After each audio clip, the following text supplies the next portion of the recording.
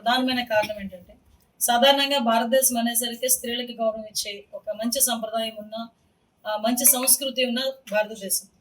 భారతదేశం నుంచి ఏమి నేర్చుకోవాలి విదేశాల వాళ్ళు అని ఎవరైనా అడిగితే, స్త్రీని ఎలా గౌరవించుకోవాలో నేర్చుకోవచ్చు అన్న ఒకే ఒక ఆన్సర్ చాలా తొందరగా వచ్చే పరిస్థితి. అంటే అది సంస్కృతిలోని నిండిపోయి ఉన్నది స్త్రీని గౌరవించాలి అని. అందుకే మన దేవుళ్ళు ఏదైనా ప్రతి దేవుడు బిఫోర్ భార్య పేరు గాని, అమ్మ పేరు గాని ఉంచుకునే పరిస్థితి కూడా కనిపిస్తా ఉంటది మనకి. లక్ష్మీ నరసింహస్వామి అని, భూదేవి సహిత వెంకటేశ్వర స్వామి అని, రకరకాలుగా సీతారాముడు అని, అంటే రకరకాలుగా ఒక ఒక దేవుడి పేరు చెప్పేటప్పుడు కూడా ముందు ఒక మహిళ పేరు చెప్పే సంస్కృతి మన భారతదేశంలోనే ఉండడం మనందరం కూడా గర్వించదగ్గ విషయం.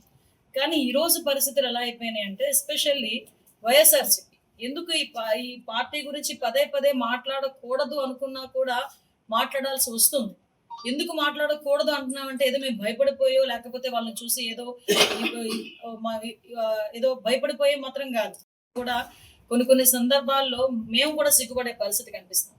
ఎందుకనంటే ఈరోజు మహిళల గురించి ఎంత నీచంగా మాట్లాడినా కూడా నోరు విప్పకుండా ఇంకా దాన్ని ఎంకరేజ్ చేసే పరిస్థితిలో జగన్మోహన్ రెడ్డి ఉండటం అనేది చాలా జుగుప్సాకరమైన విషయం. ఈరోజు ఎందుకు ఈ పదం ఉపయోగిస్తున్నానంటే, ఒక తల్లి గురించి, ఒక చెల్లి గురించి, ఒక ఆడబిడ్డ గురించి నోటికొచ్చినట్టు మాట్లాడుతూ ఉంటే కనీసం ఇది తప్పు అని చెప్పలేని నాయకత్వం, అదొక నాయకత్వమా? అటువంటి నాయకుడు ఒక నాయకుడా? ఇది ప్రతి ఒక్కరు కూడా మనం ప్రశ్నించుకోవాలి. ఎస్పెషల్లీ వైఎస్ఆర్సీపీకి నాయకత్వం వహిస్తున్న జగన్మోహన్ రెడ్డి కూడా ప్రశ్నించుకోవాల్సిన అవసరం ఉంది. మనం రీసెంట్ గా ఈ రోజు నిన్న చూసాను, ఎమ్మెల్యే ఒక శాసనసభ్యురాలు, గౌరవ శాసనసభ్యురాలు. నేను శాసనసభలో ఉన్న వాళ్ళందరికీ కూడా నేను చాలా గర్వంగా చెప్తాను.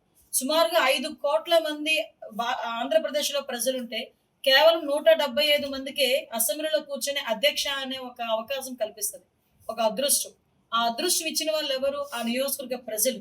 అంటే సుమారుగా 2,50,000 పైచీలకు ఓటర్లు అందరూ కూడా దగ్గర 4 లక్షల మంది జనాభా అందరూ కూడా ఓట్లేసి గెలిపించి మా పక్షాన మీరు పోరాటం చేయండి అని ఒక శాసనసభకు పంపించారంటే అదొక గౌరవం. అందులోని ఒక మహిళను పంపించడం అన్నది అంతకు మించిన గౌరవం. అటువంటి మహిళ గురించి ఒక మాజీ ఎమ్మెల్యే నోటికొచ్చినట్టు మాట్లాడటం అన్నది ఎంతవరకు సమంజసం అని మిమ్మల్ని ప్రజల్ని నేను ప్రశ్నిస్తున్నా. అట్ ద సేమ్ టైం పత్రికా విలేకరులను కూడా ప్రశ్నిస్తున్నా. ఆవిడ గురించి ఆవిడ వ్యక్తిత్వ హననం చేయడానికి ఒక క్యారెక్టర్ అసోసియేషన్ చేస్తూ ఆవిడ వివాహం గురించి, ఆవిడ వ్యక్తిగత జీవితం గురించి చాలా దరిద్రంగా, అంటే ఎవ్వరు కూడా హర్షించని విధంగా మాట్లాడటం. ఆ మాజీ ఎమ్మెల్యే ప్రసన్న కుమార్ రెడ్డినే అడుగుతున్నాను. యాక్చువల్ గా ఇందాకే మా అన్న చెప్తున్నారు, చాలా పెద్ద ఫ్యామిలీ అమ్మ, చాలా పొలిటికల్ గా చాలా మంచి, అంటే 5 సార్లు 6 సార్లు ఎమ్మెల్యేలు గెలిచిన సంస్కృతి ఉన్న వాళ్ళ ఫ్యామిలీ. అటువంటి ఫ్యామిలీలోంచి వచ్చి ఇలా మాట్లాడుతున్నాడంటే చాలా దరిద్రంగా ఉంది అని. ఎస్, అంత రాజకీయంగా అనుభవం ఉన్న నువ్వు బయటకు వచ్చి ఈ రకంగా మాట్లాడుతూ ఉంటే, మీరు ఏదైతే మాట్లాడారో ఆ వీడియో ఒక్కసారి తీసుకెళ్లి మీ తల్లికి చూపించండి.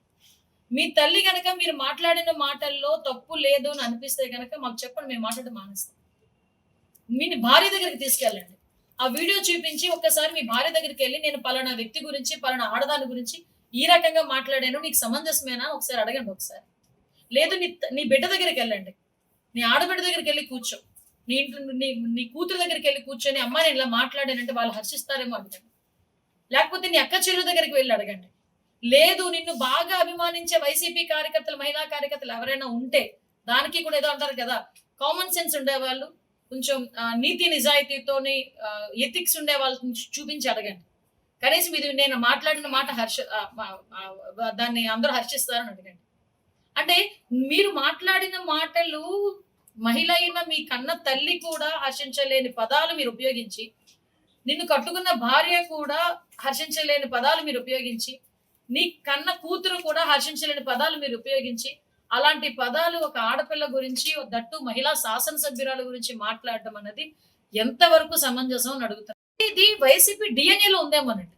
ఇదే ప్రసన్న కుమార్ రెడ్డి, నేను ఇక్కడ మీకు గుర్తు చేయాలి, నేను అపోజిషన్ లో ఉండి మహిళా ప్రెసిడెంట్ నేను ఉండేటప్పుడు నెల్లూరు నేను దీక్ష చేసి వచ్చా, నారీ సంకల్ప దీక్ష చేసి వచ్చిన తర్వాత ఇదే ప్రసన్న కుమార్ రెడ్డి ఆ రోజు కూడా నా మీద కూడా నోటికి వచ్చినట్టు మాట్లాడాడు. అఫ్ కోర్స్ ఆ రోజు మేము పోలీస్ కంప్లైంట్ ఇచ్చాము, కానీ ఎవడు పట్టించుకునే నాదురు ఆ రోజు నుంచి లేదు, మీకు తెలుసు. కానీ ఈ రోజు ప్రసన్న కుమార్ రెడ్డి మాటలు వింటా ఉంటే, ఈ రోజు మహిళా లోకం అంతా ఒక్కసారి ఉలికి పడింది. కానీ కొన్ని రోజులకి వైఎస్ఆర్సీపీ వాళ్ళు అలా మాట్లాడుతున్నారంటే కొన్ని రోజులకి వీళ్ళు ఇలాగే మాట్లాడతారేమో అని జనాలకు కూడా అర్థమైపోయే పరిస్థితి. నిన్నగాక మొన్న సజ్జల రామకృష్ణారెడ్డి లాస్ట్ టైం సకల శాఖ మంత్రిగా ఉన్న వ్యక్తి. అంటే అన్ని శాఖలు ఆయన గ్రూప్ లోనే పెట్టుకుని నడిపించిన సజ్జల రామకృష్ణారెడ్డి మొన్న ఒక ప్రెస్ మీట్ లో కూర్చొని మహిళల గురించి పిశాచులు సంకర జాతి వాళ్ళు అని మాట్లాడతాడు. సాక్షి ఛానల్లో కూర్చొని ఒక కృష్ణంరాజు అనే ఒక అనలిస్ట్ పేరు చెప్పుకొని, ఒక ఆయన పత్రికా విలేకరుని పేరు చెప్పుకొని ఆయన కూర్చొని రిపోర్టర్ని పెట్టి కూర్చొని వేశ్యల అమరావతి అని మాట్లాడతాడు. అమరావతి రాజధాని ప్రాంతంలో ఉన్న మహిళలందరినీ కూడా వేశ్యలని మాట్లాడే పరిస్థితి. అంతవరకు ఎందుకండి? సరే, సొంత చెల్లి జగన్మోహన్ రెడ్డి గారి సొంత చెల్లి షర్మిలారెడ్డి గారి గురించి ఆయనే పచ్చ చీర కట్టుకొని వెళ్ళింది. అరే, నువ్వు మాట్లాడుతుంది అమ్మా, మీరు మాట్లాడుతుంది ఒక ఆడబిడ్డ గురించి, నీ చెల్లి గురించి మాట్లాడుతున్నావు, ఒక ఆడబిడ్డ గురించి మాట్లాడుతున్నావు. అలా మాట్లాడేటప్పుడు కూడా కామన్ సెన్స్ లేకుండా మాట్లాడే పరిస్థితి. మీకు అందరికీ తెలుసు, అమరావతి రైతుల విషయంలో అమరావతి మహిళా రైతులు బయటకు వచ్చి ధర్నాలు చేస్తా ఉంటే వాళ్ళ గురించి సోషల్ మీడియాలో మాట్లాడిన అవన్నీ వింటా నిజంగా వాళ్ళు కాబట్టి భరించారు. నిజంగా బయటకు వచ్చి పోరాటం చేశారు. అఫ్ కోర్స్ ఈ రోజు దాని ప్రతిఫలంగా 11 సీట్లకు వెళ్ళి కనీసం ప్రతిపక్ష హోదా కూడా లేకుండా నాకు ప్రతిపక్ష హోదా ఇవ్వండి అని అడుక్కునే పరిస్థితికి ఈ రోజు జగన్మోహన్ రెడ్డి దిగజారిపోయాడు.